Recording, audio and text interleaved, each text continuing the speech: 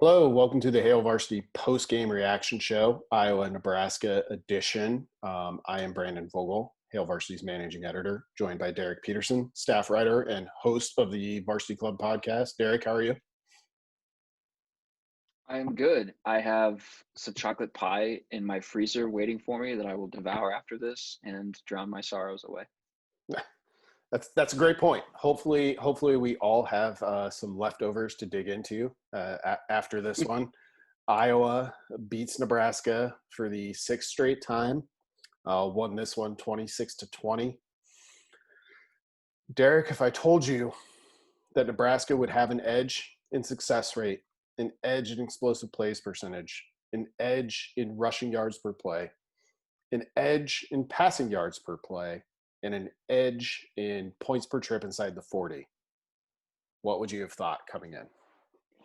If you gave me those numbers but didn't tell me the names of the teams, then I would say, yeah, of course, the team that has the advantage would win. But as I have come to know, and now this is my fourth season on this beat, like that's kind of par for the course with Nebraska. Special teams will bite you in the butt that way. It will. It's wild because Go ahead. it feels like they invent new ways to kind of lose in excruciating fashion each time. And like this time, like the hero of last year's game, Keith Duncan, doinks a field goal off the crossbar and gives Nebraska life, and they have a drive moving, and you're like, oh, they're actually going to be able to do this. The defense gets a stop for them. The offense is moving. And then, you know, your third year guard, a senior, a captain, just gets tossed aside like a rag doll, and suddenly the game is over for you. You know, like I think you said you wanted to start with defense. Like they only gave up 3.1 yards per carry adjusted for sacks. When was the last time Nebraska held Iowa under 5 yards a carry in one of these games? It's probably been 5 years, maybe. Yeah, who knows? Because the Iowa run game has not been great the last 2 or 3 years, but that was the big difference with 2020 is that they seem to have figured it out. And you know, Spencer Petras, the Iowa quarterback, I think we both kind of came away with similar feelings about how that's going. Coming into this game, like if you just look at team passing stats, like Iowa's were slightly worse, not drastically worse, but slightly worse than Nebraska's. And Nebraska's been shuffling between two guys at this point. So, and that's kind of what it looked like on Friday. I'm going to have a hard time not saying on Saturday today. So make sure to keep me in check. But yeah, it was like being able to slow down that run game, I did not see coming. I mean, if you're, and we're not going to get too big picture here, but at the end of the year, I have a feeling we might be looking at like, okay, what was great or good from this Nebraska season, and defensive line might legitimately be one of them. Really, like if you told me I was going to average 3.1 yards, taking out sacks, which, you know, always pads rush stats, I've been like, oh, Nebraska's got a great shot. And really, they did have a great shot. Defensively, I thought they did a lot of good things. The pass coverage remains a little bit of a mystery at times, I guess. Beyond rushing, what did you think about how Nebraska played defensively today? Yeah, it was interesting. Our cohort at Hail Varsity shared those screenshots of Nebraska's 4th and 2 defensive alignment. I don't remember what the quarter was, but it was a big 4th down that Iowa converted with a pass, and Nebraska lined up like 6 yards, at minimum 6 yards off of every single receiver. And correct me if I'm wrong, but Iowa lined up in an empty backfield for that play, didn't they? It was either 5 guys out wide or 4 guys out wide, but it was like, okay, they're kind of looking like they're going to pass. And that was really what they did all day, was they kind of inverted what you thought they were going to do, right? Because they came into the game saying, we're going to run the ball. We're going to run the ball. We're playing Nebraska, so we're going to run the ball. And then they come out and Spencer Petras throws 30 times. And he's throwing it around the yard early. And like, I think it was their touchdown drive. They had play action pass calls on like 3 plays on that drive, And I saw somebody, it might have been Jacob on Twitter, who was like, you don't actually have to run the ball to set up the play action against this team. I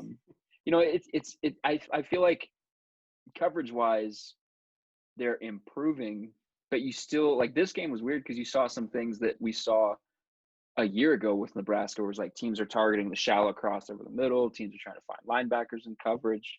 The defense, I thought, played for the most part well, but it's kind of like the same situation that they were in a year ago, and the same situation that they've been in all year, where it's like they have zero margin for error, and Nebraska doesn't play complementary football. So like the defense is thrust onto the field and said, "Hey, get us a stop," and it's like the offense literally has every single advantage. You talk about them needing a fourth quarter stop, they get it in a 3 and out, and then special teams muffs the punt. And it's like the equivalent of that was that the defense just gave up a 50-yard pass play, whatever the yardage difference was there, and suddenly they're right back on the field, and suddenly they have to get a stop. And it's like they gave up 26 points. Frost was upset with the last field goal that gave Iowa the lead, or the 3 points that got them, I think, to 23, so the second to last field goal that they had. He was upset with that. But like point total, it wasn't huge. They got a turnover. They held the rushing numbers down. But right now, with the way that the other side of the ball is playing and with the way the special teams is playing, like it seems like anything that they do is just not enough. And Frost said it after the game. He's like, one more stop. And I was like, dude, you got to stop. Like, what one more stop do you want? Like 26 points. Iowa didn't score on consecutive possessions. I think they scored on one consecutive possession all game long. 4 of their 6 scores were field goals. Like that's pretty good performance defensively in this day and age, regardless of whether you're playing in the punt from your own or punt from the opponent's 37 Big Ten.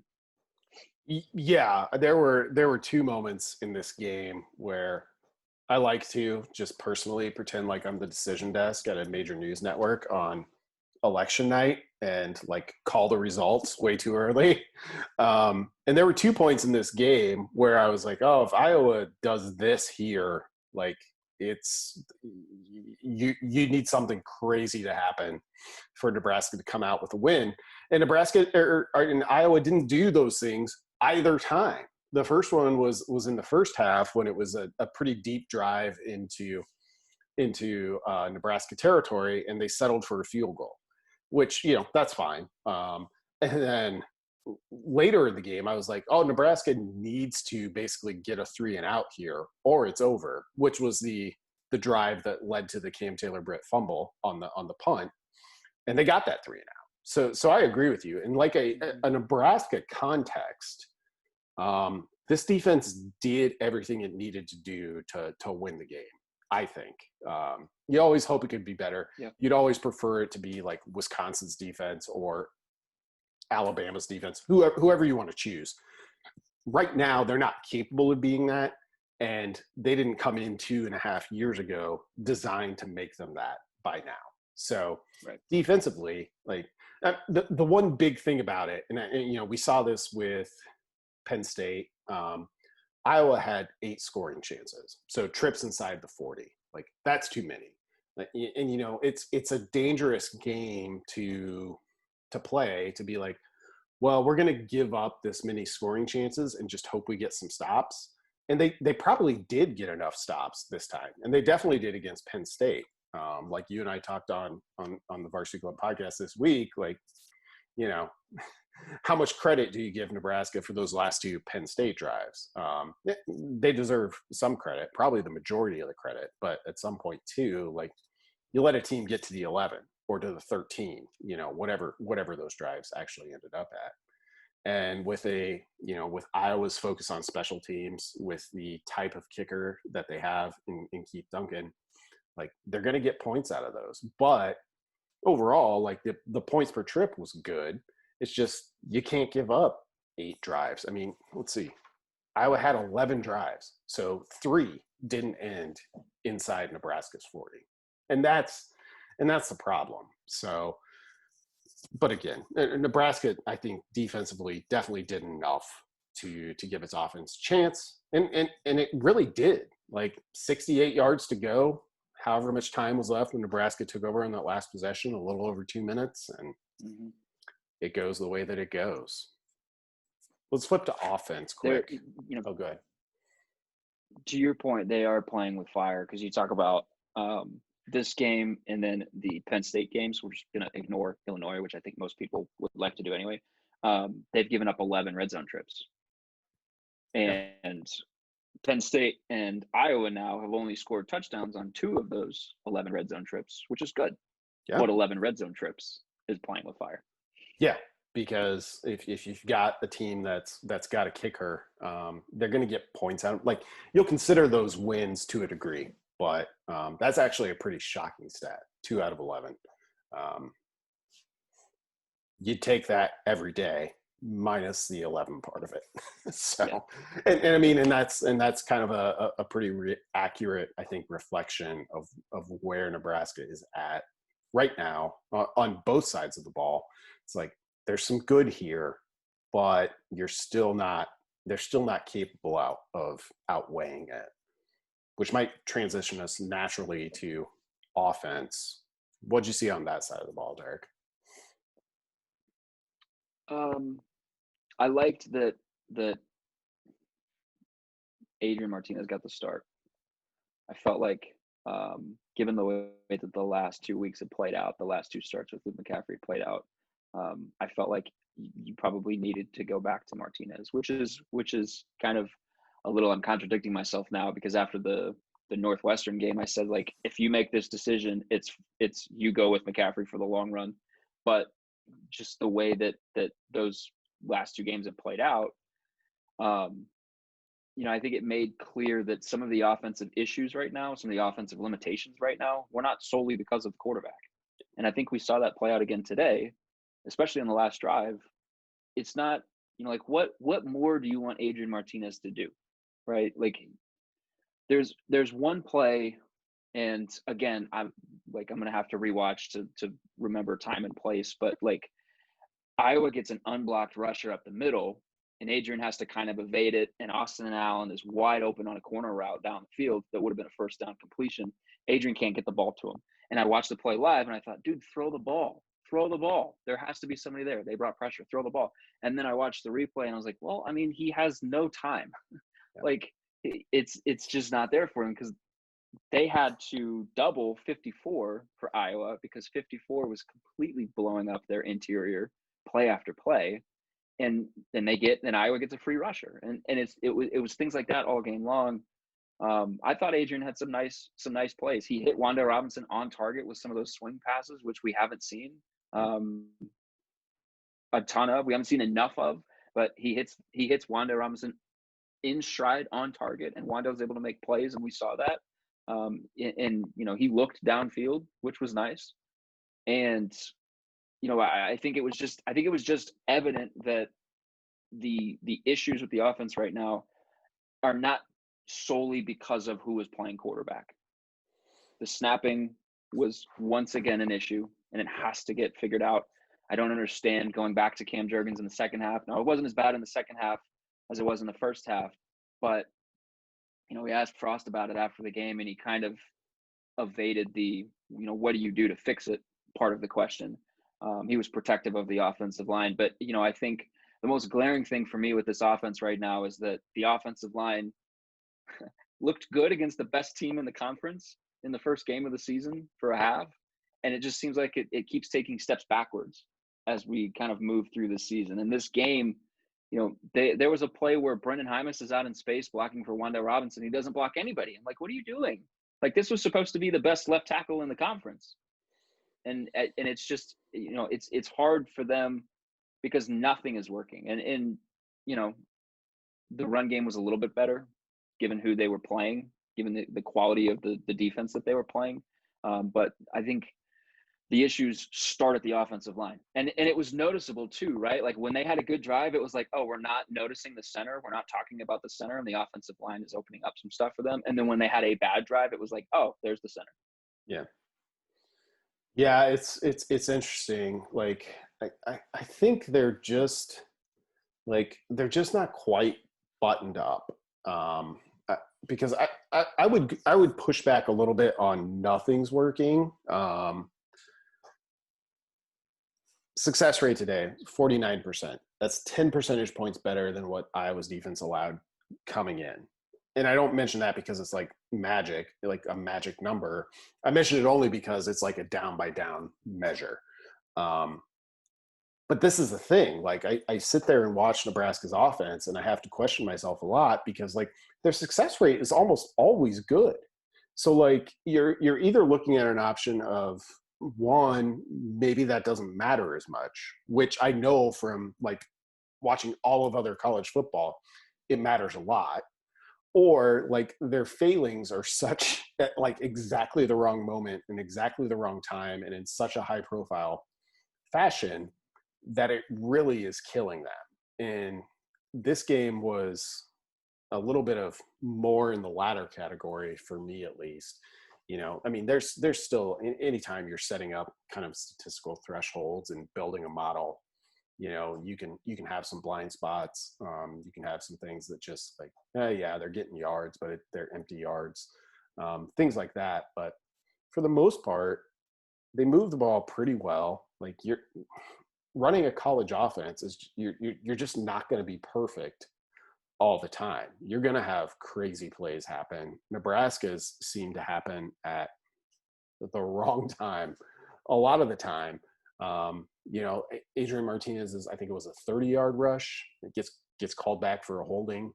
You know, good teams overcome those things. Nebraska's just not at that point yet. I guess that might be the ultimate takeaway, which we knew coming in, but I think this game for me showed me that Illinois was more of an aberration than the rest of this season really has been. And I know that kind of stuff doesn't matter a ton. Like all that matters are wins and losses, and Nebraska's 1-4. But you know, Frost went into it in pretty great detail and on multiple occasions talking about like, hey, this is what it takes to beat Iowa, Wisconsin, Northwestern. Those are the three teams that he mentioned. And we haven't done it yet. I mean, they've got one win against Northwestern last year, 13-10 game, which maybe beating Northwestern in a one-score game might be the ultimate achievement because that doesn't happen very often. But it's strange with the offense. I thought, I guess, big picture from today, I think Adrian, to go to quarterbacks specifically, I think Adrian can just do some things that Luke can't at this early stage. And you mentioned some of them, like the on-target throws. The Austin Allen play, which was an amazing play by Austin Allen. That ball was also in like the only place that gave him a chance. Might have been one of the better throws of Adrian Martinez's career. There was the late completion over the middle to Wan'Dale Robinson. We saw some of those late against Illinois too, which, you know, you're in garbage time at that point, but still made those throws. Luke can come in and give you a burst. He's a slightly better runner, but I think going forward for Nebraska, Adrian kind of cemented. I mean, he was 18 for 20 today passing, 174 yards. And this was an Iowa secondary that had been very, very disruptive. They had one pass defended today, one. And you can get around that. You can skirt around that a little bit with play calling. But at the end of the day, it's about your quarterback to kind of go through the progression and pick those. And I saw that a couple of times from Adrian. Yeah, I thought he was, you know, you key in on that first drive coming out of the halftime break, that first drive of the third quarter. I thought that was brilliantly executed by Adrian Martinez. To stick on the offense as a whole, though, before we get too much into quarterbacks, Nebraska's offense is really like a case study in like how often can you remain a statistical anomaly? Because like, you know, you and I have both followed Ed Fang's work, and like his stuff is, if you win the yards per play battle, then you're going to win, what is it, like 70% of games? Like today was another example of Nebraska winning the yards per play battle and still losing the game. And that continues to be the case with this team. It's not a new thing with this team. And it's kind of a similar conversation to what we were talking about with the defense, where it's like, it's bend but don't break. Nebraska's like, we're going to get a bunch of yards, but then we get to the red zone and it's like, well, what do we do? They outgained Iowa today, but they only had 20 points. And like to your point about when you were talking about the mistakes, the penalties, the stuff that is a backbreaker, it comes at like the most backbreakingest times. Yeah. Why do you think that is? Like, why do you, how does anyone know how to explain that? Why do you think that happens? I don't know how to explain it. I can only kind of guess a little bit. Like, I really do think it comes down to attention to detail, and just establishing that kind of culture where those things aren't allowed to happen. Which, I mean, it feels like we've been talking about that with Nebraska football for a long, long time. So it's nothing new.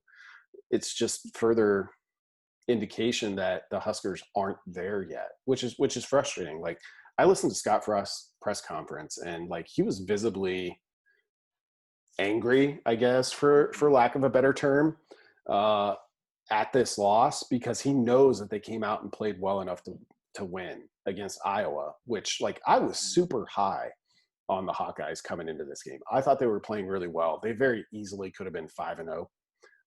They could be basically Northwestern right now. Like, we're talking about Northwestern, like they've got the West won, which they probably do. Um, Iowa's not far behind them, and Nebraska did almost everything it needed to do to win this game. Iowa, however, has a history of making those kind of plays, of kind of surviving this. You know, engineering a field position edge, all those little things, and Nebraska's still. And at a certain point, like, I don't think I can put that on anything other than coaching. Like, yes, I agreed with almost everything that Frost said post game, of like, I see the progress. Here's why. Look at this. Look at this. Look at this. And I'm like, yeah, I see it too. I agree with you. But like, these back-breaking things that we keep talking about, like, they keep happening. It's almost like finding statistically improbable ways to lose games rather than to win them. And Iowa, Northwestern, Wisconsin are all over here. Like, yeah, we'll deal with our mistakes, and we'll deal with, the busted play and the bad turnover, but we're consistent enough on the majority of the other plays that we're going to find a way to win. Nebraska's almost the flip side to that coin. And what do you do with that, other than, like, you just have to come up with a culture that doesn't accept it? And I know, like, I don't even like talking about culture because it's impossible to define and nobody really knows, but what else do you put it on at this point? Yeah, I'm surprised that we're back to that conversation. To be honest, to hear Frost talk about, like, he puts Wisconsin, Iowa, and Northwestern into kind of this class over here that Nebraska's not in yet, and it's like, what do you think is a unifying factor amongst those three? And like the first word that pops into my head is static, and then you think about Nebraska. Nebraska's just noisy. Yeah. There's such wide swings, and to tie this back, because you wanted to go in the direction of the quarterbacks, I think that might be a point in Adrian Martinez's column. He's not as noisy as Luke McCaffrey. We saw Luke attempt a downfield throw, and he sailed it 6 yards over his receiver's head out of bounds. There are wide swings with Luke, and it's like, we see how dynamic he is as a runner, and we see kind of his ability to just make a guy miss in a one-on-one situation when he's running the football. But as a thrower right now, it's just not there enough yet. I don't know if he would have, to your point, I don't know if he would have attempted that throw to Austin Allen. I don't know if he would have put it there. I don't know if he would have attempted the throw over the middle to Wando Robinson. Adrian, I think confidence has been an issue for him throughout his career, but I thought it was good to see today he took those shots. He made those throws. He put a ball in a space for his guy to go get it. And, like, Austin Allen's 6'8". Like, do that. That's what he's there for. Right. And he came down with the play. Throw it to Wando Robinson and let him make a play. And they did that. And so I think part of this is to tie this in with the quarterback discussion as we move forward. I agree with you that I think it should be Adrian moving through the rest of the year. Just because I think he kind of, the ceiling might not be as high because he might not be as dynamic of a runner as Luke. But Nebraska, until the very last offensive play of the game for them today, didn't have an offensive turnover, and it had 5 a week ago. And, I think you have to factor in who was playing quarterback in that discussion. You do. I kind of pointed out on the I-80 preview podcast this week that I thought interceptions would be big. Nebraska got the only one in the game. I wouldn't have expected that coming in with where Iowa had been and how active it had been on that front. But I think noisy is the best way to describe Nebraska right now. Like in terms of, quarterback play matters a lot. And it kind of looked this way coming in. Like if you just said, would you take Iowa's quarterback play or would you take Nebraska's? Even if you knew Nebraska got there through 2 guys, you'd take Nebraska. And then from today exclusively, you definitely take Nebraska's.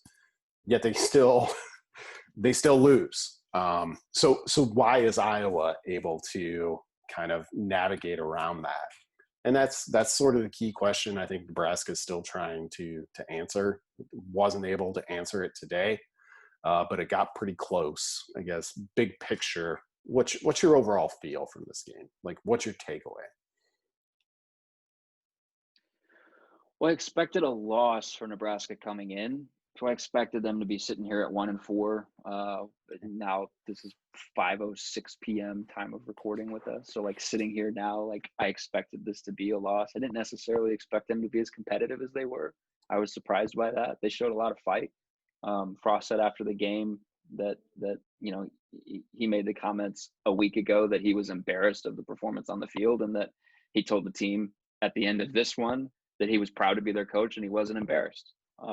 And not that I necessarily thought Nebraska was going to, look at the loss to Illinois, and it was bad. It was bad, but I didn't think that they were going to look at that and say, all right, we're going to give up. This season's over.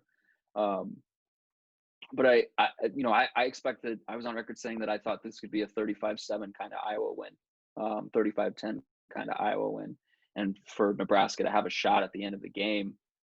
I think there are positives to take away from that.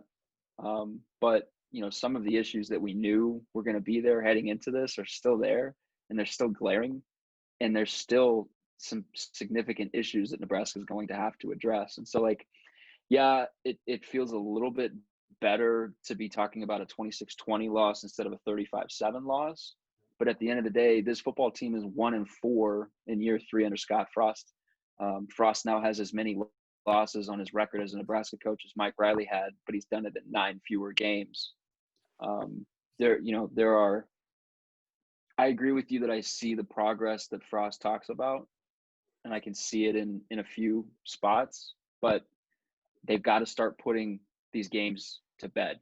They had a lead in the second half for the first time since 2014 against this team. They've got to start putting some of these to bed. Yeah, they definitely do. And nobody is more anxious for that than perhaps Frost, or certainly the guys on the team, which goes without saying always. I'll come away with this. This was an encouraging result, which probably drives people mad. But it's how I tend to look at things. Well, you and I talked about it on the podcast a little bit. Like, we talked about, is this a must win? I was like, no. Personally, I thought Nebraska needs to play well, and they played well enough to win. Like, you flip the outcome of 4 or 5 plays here, and it goes differently, which isn't to excuse like the work that Nebraska has to do. It's almost like the issues that we saw. Why are the snaps still inconsistent?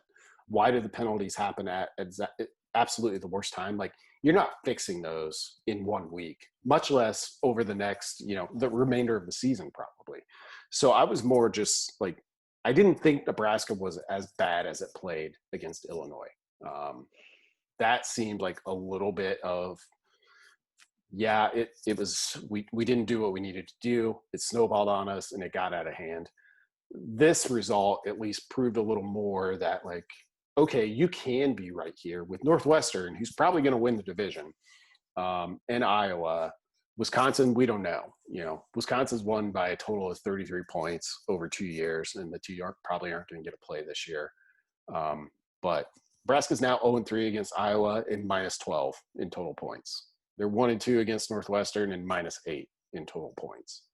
So, not to try to provide proof for whatever Coach Frost is saying about progress. I'm just saying, in this aspect, it's, you can kind of see it.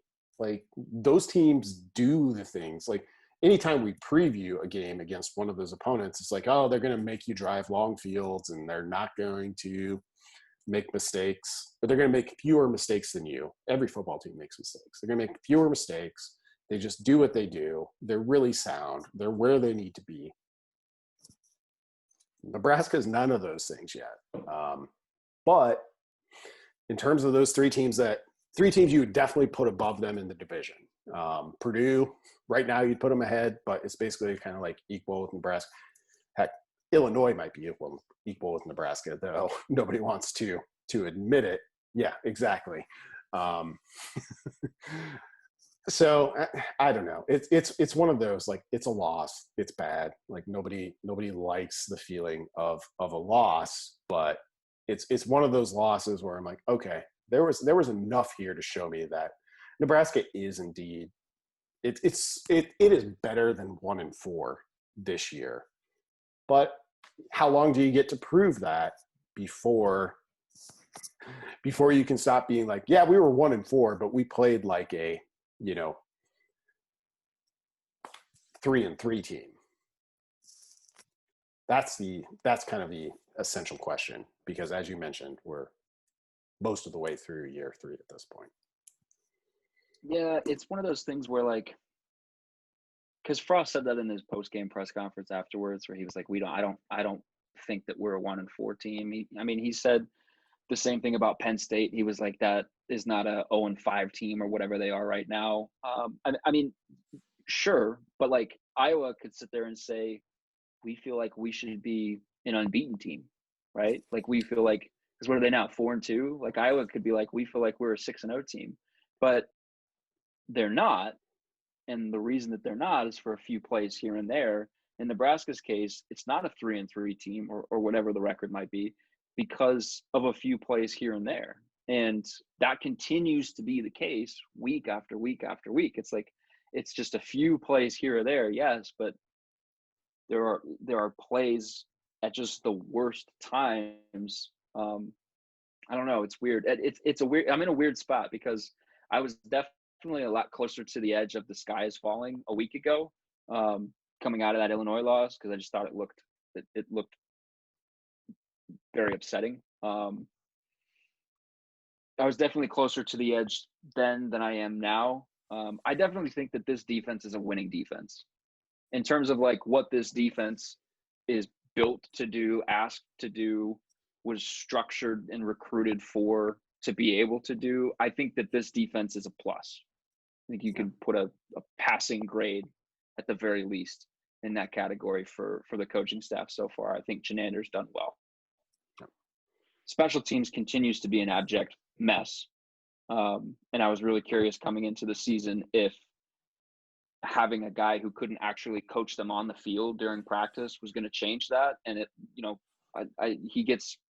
Rutledge gets more than just a couple of months before we evaluate his job. But so far, there hasn't been much difference. And then the offensive line for me is just incredibly worrisome right now. And so I guess if you put everything together, it's kind of the offense and the defense will cancel itself out. And then you look at special teams, it's you need to get that better. But I'm, to your point, I'm definitely not so close to the edge that I was last week of saying the sky is falling, because they played better. They played better today. And we both said the same thing, that it needed to be a play well game, and they did. Yeah, they did for the most part. And I know some people are well, they didn't win, so they didn't play well, which I get that. I get that perspective totally. But at this point, you can't ask Nebraska to be Alabama, unfortunately. So the process continues. it'll be interesting. Like we'll see what Purdue does on Saturday. No one game, I guess, should change your opinion on things too much, but I like that Purdue team. I think they're pretty strong. So Nebraska's going to have its work cut out there, particularly on defense, which, as you mentioned, and I would agree, has been kind of the plus side of things for Nebraska. But well, Sure. Should probably wrap up. We both got work to do. We'll have plenty on this game coming up. HailVarsity.com.